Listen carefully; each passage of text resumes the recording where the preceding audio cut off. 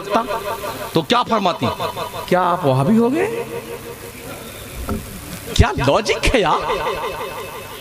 आप पर नमाज फर्ज है, आप जुम्मा जुम्मा टिकाए फिर रहे हो।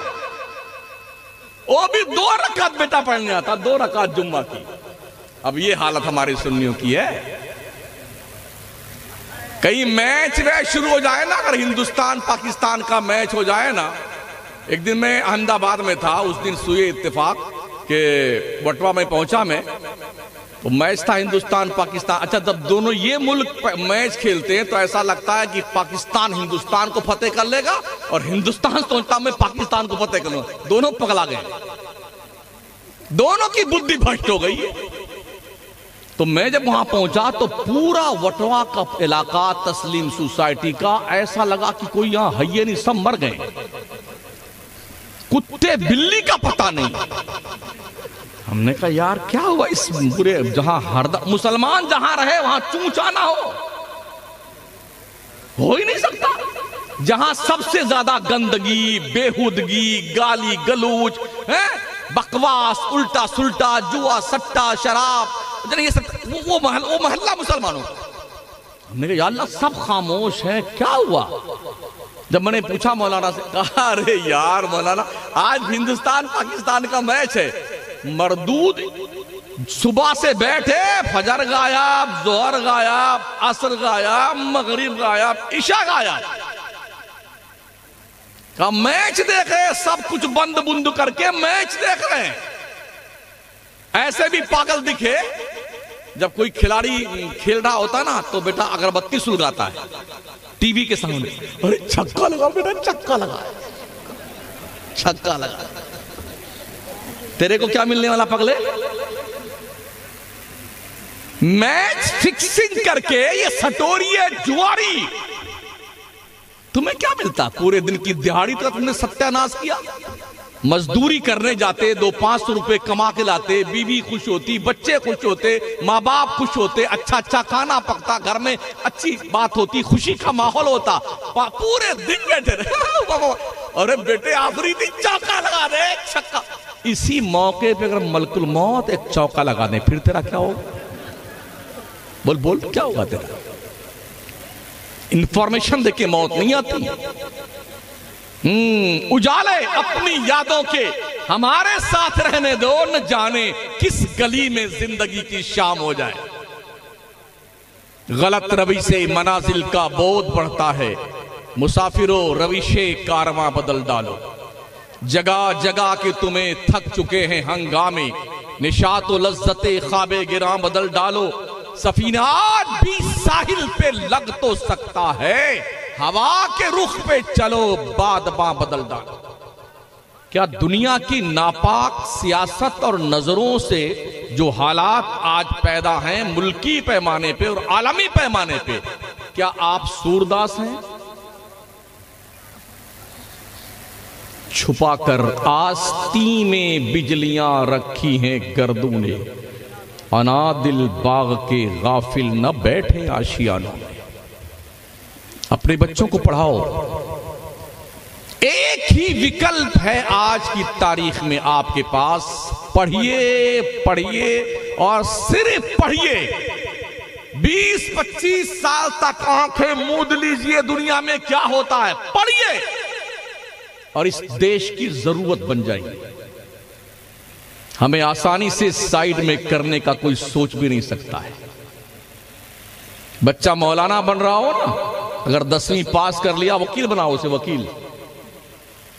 हाँ हजरत, एक वकील बन जाए ना तो 10,000 मौलाना पे भारी है वो।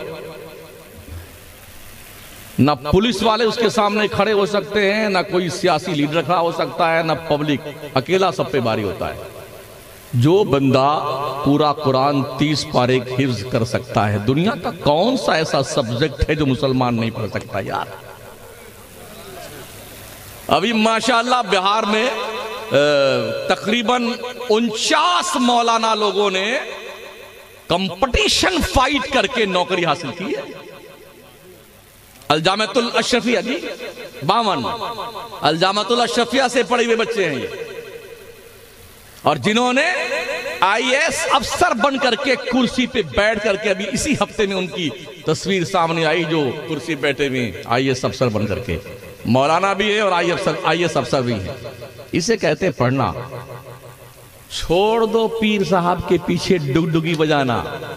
ओ तुर्क बिरादरी के लोगों, पगलाओ मत। सैयद साहब लोगों, कुरैशी लोगों, धुनिया लोगों, दफाली लोगों, ये कोई लोगों नहीं है। हम सिर्फ एक लोग हैं, उसे मुसलमान कहते हैं बस। जात पात की बुनियाद पर कोई बड़ा नहीं होता है। ये सुन लो, मैं नहीं कहता, मेरा रब कहता, या यूहन्नास इन्ना खलकनाकुम मिन ज़करिन व उन्सा व जअलनाकुम शुअबन व क़बाइला लिताअरफू इन अक्रमकुम इंदल्लाहि अत्क़ाकुम। ऐ लोगों, हमने तुम्हें एक बाप और एक मां से पैदा किया है। हमने तुम्हारे कबीले बनाए हैं, ग्रोह बनाए। ये कुरैशी साहब है, ये दुनिया साहब है, ये जुला साहब है, ये संसारी साहब है, ये खान साहब है, ये तुरुक साहब है। सुन लो, जात पात की बुनियाद पर कोई बड़ा नहीं होता है। इन्ना अक्रमकुम इंदल्लाहि अत्क़ाकुम। तुम में का सबसे बड़ा वो है जो अल्लाह से सबसे ज्यादा डरता है। जो अल्लाह से डरेगा वो झूठ बोलेगा। जो अल्लाह से डरेगा वो बहन बेटियों की तरफ, गैरों की तरफ बदकारी की नजर डालेगा। जो अल्लाह से डरेगा, क्या वो हराम खाएगा? जो अल्लाह से डरेगा, क्या नमाजें छोड़ेगा? जो अल्लाह से डरेगा, क्या माँ बाप की तौहीन करेगा?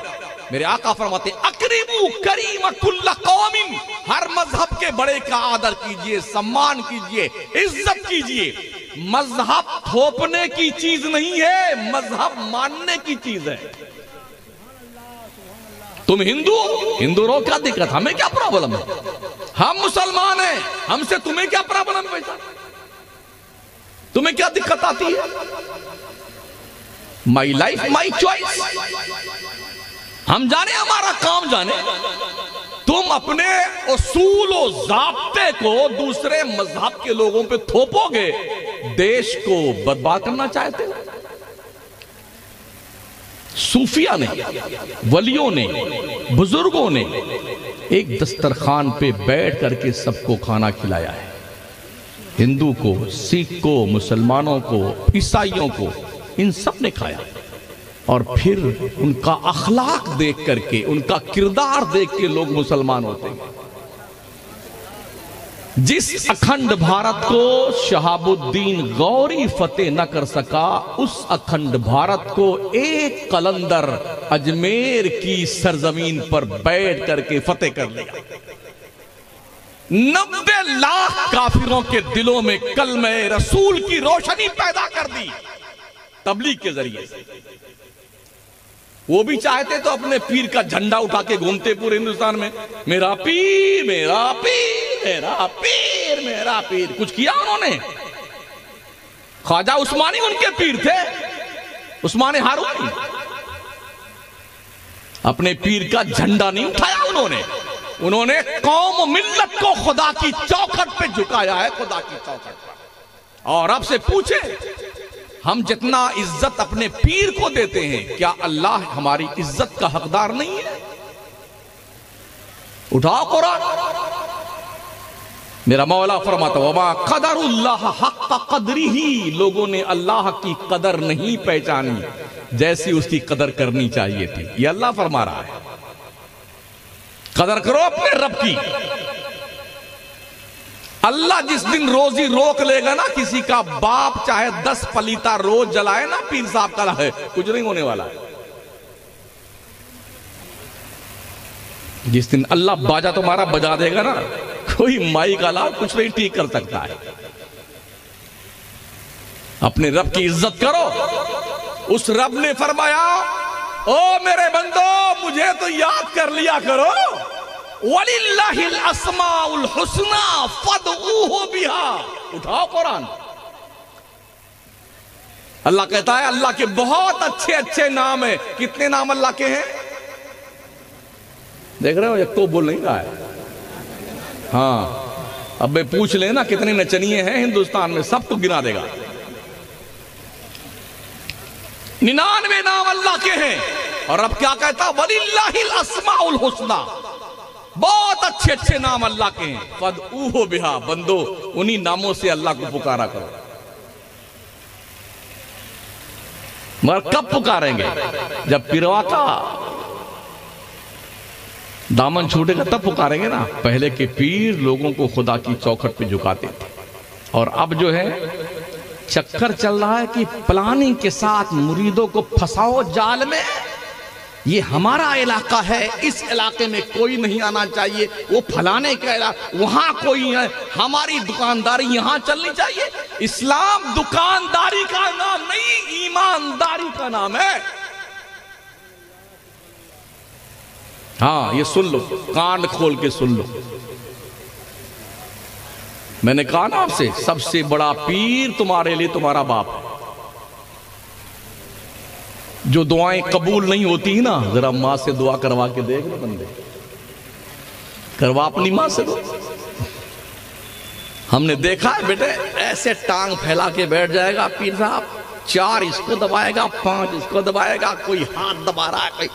कभी अपनी अम्मा के पैर दबाया तुमने? अपने बाप के सर में कभी तेल लगाया तेरे ने? शर्म आती है? तुम्हारी गैरत मर गई है?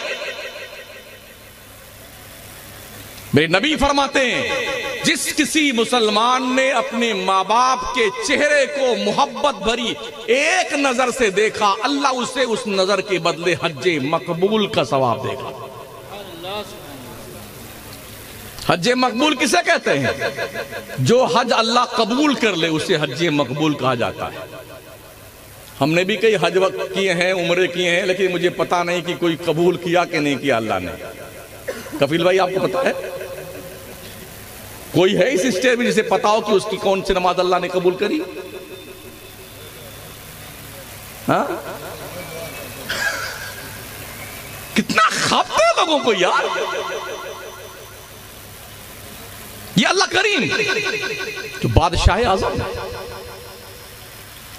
लिल्लाहि माफी समावाती व माफिल अर्द, जमीनों आसमानों में जो कुछ भी है सब अल्लाह का है।